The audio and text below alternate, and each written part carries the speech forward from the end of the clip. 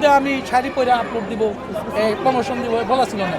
তো এর মধ্যেই তারা একটা মানে নেগেটিভ প্রচার করার জন্য তিশার বিষয়ে তারা তড়িঘড়ি করে আইসা এই মামলাটা করেছে।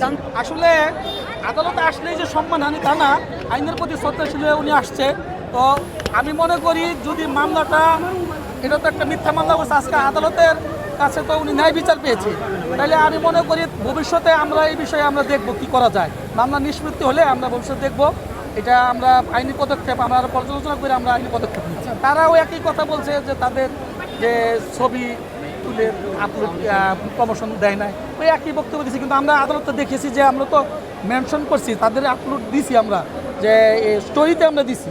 হয়তো আমার ছবি শাড়ি পরে যে পিকচার দেওয়ার কথা ছিল, এটা আমি একবারই বলছি যে আমি সময় মোতাবেক, আপনি যেহেতু আইনজীবী পরিচয় দিতেছেন, আমি আপনার এটা করে দিব, কিন্তু আমার সময় সুযোগ মোতাবেক আমি কোনো নির্দিষ্ট সময় দিই না। সেই জন্য আদালত সন্তুষ্ট হয়ে আমাদেরকে জামিন মঞ্জুর করছে। হ্যাঁ, ক্ষমতার অপকার বলতে ওই যে শাড়ির যে আপনীয় গ্রুপের যে মহিলা, যে আমাদের মধ্যে অ্যাডভোকেট সাহেবের হাজব্যান্ড হয়তো উচ্চ পর্যায়ে আছে, ওইটা হয়তো বলতে চেয়েছে।